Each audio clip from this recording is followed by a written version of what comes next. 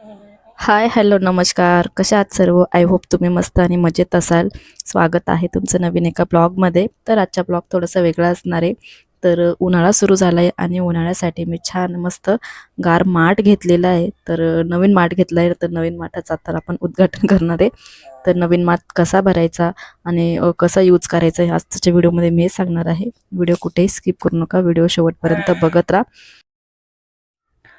तर आजच्या ब्लॉगमध्ये मी तुम्हाला दाखवणार आहे की माठ कसा भरायचा आणि त्याचं इम्पॉर्टंट काय आहे. आत्ताच उन्हाळा चालू झाला आहे आणि थंड पाणी पिण्यासाठी माठ खूप उपयोगी असतो. तर चला मग सुरुवात करूया. हा बघा मी नवीन माठ घेतला आहे. माठाचं पाणी नॅचरली थंड राहतं आणि आरोग्यासाठी पण खूप चांगलं असतं. फ्रीजच्या पाण्यापेक्षा कधीही माठाचं पाणी जास्त हेल्दी असतं. तर फ्रीजचं पाणी खूप गार होतं. तर आता बहुतेक ठिकाणी फ्रीजच्या पाण्यामुळे पण जे हार्ट अटॅकचं प्रमाण आहे, कॅन्सरचं प्रमाण आहे ते वाढलं आहे. त्यामुळे आपल्याला जे माठाचं नॅचरल पाणी असतं ते आपल्या शरीरासाठी खूप महत्त्वाचं आहे. तर सगळ्यात आधी आपण जो माठ आहे तो क्लीन करणार आहोत. तर माठ क्लीन ठेवणं खूप महत्त्वाचं असतं. म्हणजे खूप इम्पॉर्टंट आहे. आपली हायजीन मेंटेन होते आणि एक स्वच्छता पण पाळणं आपल्यासाठी खूप इम्पॉर्टंट असतं. म्हणजे स्वच्छता जर पाळली तर कुठल्याही प्रकारचे जे आहे आपल्याला आरोग्यासाठी हानिकारक म्हणजे कुठल्याही प्रकारचे आजार वगैरे होत नाही. तर मी आता साध्या पाण्याने आणि एकदम हलक्या हाताने जो माठ आहे तो क्लीन करते. माठ आहे जो आठवड्यातून 2 वेळेस तरी आपण स्वच्छ केलाच पाहिजे. तुम्ही जर गावाकडचं जर विहिरीचं वगैरे पाणी वापरत असाल, कॉर्पोरेशनचं जर पाणी वापरत असाल, तर तुम्हाला 1 दिवसाआड तरी माठ स्वच्छ करायलाच पाहिजे. कारण की त्याच्यामध्ये क्षार जास्त असतं आणि फिल्टरचं जर पाणी यूज केलं असेल, तर तुम्ही कमीत कमी आठवड्यातून 2 वेळेस तरी माठ स्वच्छ केला पाहिजे.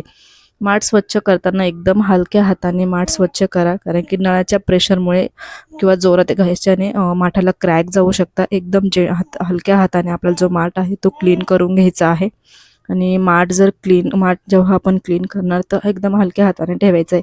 कारण की माठ का क्लीन करायचं आहे, माठावरती जे आपल्याला ब्लॅक कलरचं जे कोटिंग केलेलं असतं, जेव्हा आपण भट्टीमध्ये हे करतो त्याला खूप काळं कोटिंग केलेलं असतं, ते कोटिंग निघून जाण्यासाठी आपल्याला माठ पहिले स्वच्छ करून घ्यायचं आहे.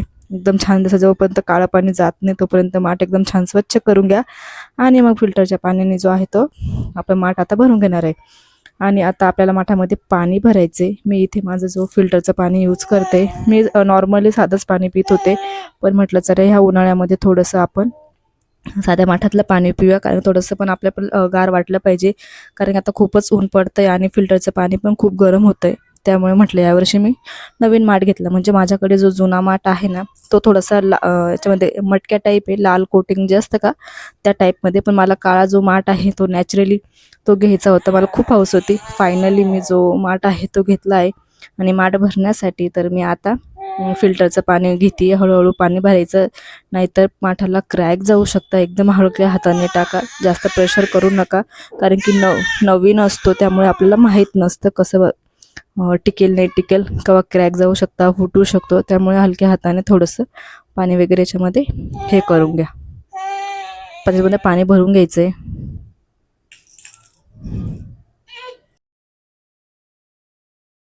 थोडं किचन पण माझं छोटाच आहे, त्याच्यामुळे म्हटलं थोडीशी जागा ऑक्युपाय होतेच. त्याच्यामुळे मी दरवर्षी माठ ठेवायचा कंटाळाच करत होते. पहिला जो जुना माठ आहे तो मी तो काढून ठेवलाच होता. पण यावर्षी म्हटलं चला, खूपच न्यूज ऐकतो आपण की खूप लोकांना कॅन्सर होत आहेत, हार्ट अटॅकचे प्रॉब्लेम वाढत आहे फ्रीजच्या पाण्याने.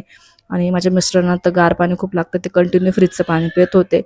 म्हटलं असं सारखं वाचत असतो त्याच्यापेक्षा आपल्या आरोग्यासाठी पण फ्रीजचं पाणी चांगलं नाहीच आहे. तर म्हणून म्हटलं माठच घेऊया. तर छान मस्त माठ घेतलेला आहे आणि नवीन माठ घेतला.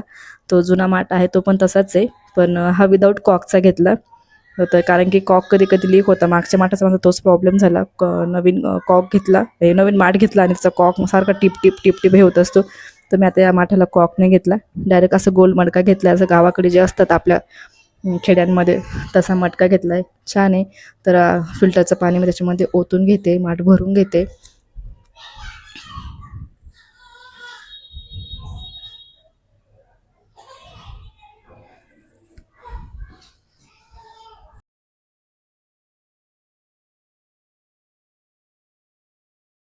तर जो माठ आहे ना, तो मी पूर्ण भरला नाही आहे. थोडासा अर्धाच भरला आहे, कारण की फिल्टरमध्ये एवढं पाणी नाही आहे. तर फिल्टर लावलेलं आहे. जेव्हा फिल्टर भरेल तेव्हा मी माठ भरून घेईल.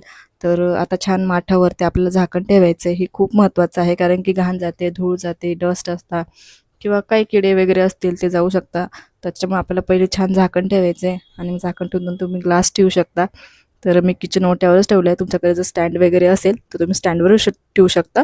पण ह्या माठाचं एक इम्पॉर्टंट आहे की म्हणजे ह्या माठाचं एक महत्त्व आहे की ह्या माठाला खाली स्टँडची गरज नाही. त्यांनी तो रेडीमेड स्टँड केलेला आहे. म्हणजे माठाला स्टँड करून दिलेला आहे. खूप छान आहे. तर त्याच्यामुळे मला खूप आवडला हा माठ. तर चला मी आता नवीन माठाचं उद्घाटन करते. पाणी पिते. इतकं छान गार पाणी आहे आणि जीवाला पण इतकं छान वाटतंय. एकदम मन एकदम शांत होतंय, थंड होतंय. तर तुम्हाला हे कसा वाटला माठ हे मला कमेंट करून नक्की सांगा आणि आपल्या व्हिडिओला लाईक करा, चॅनलला सबस्क्राईब करा आणि येणारे असेच नवनवीन जे ब्लॉग आहेत ते तुम्ही बघत राहा. तर चला भेटू पुढच्या नवीन एका ब्लॉगसोबत. तोपर्यंत काळजी घ्या आणि आपल्या चॅनलला सबस्क्राईब करा. आपल्या चॅनलवरती छान छान मी ब्लॉग शेअर करण्याचा प्रयत्नच करते. माझ्या लाईफमधले जे काही चढ उतार आहेत ते मी तुमच्याबरोबर शेअर करणारच आहेत. ते आपल्या चॅनलला सबस्क्राईब करून माझ्या छोट्याशा फॅमिलीचा भाग व्हा. बाय.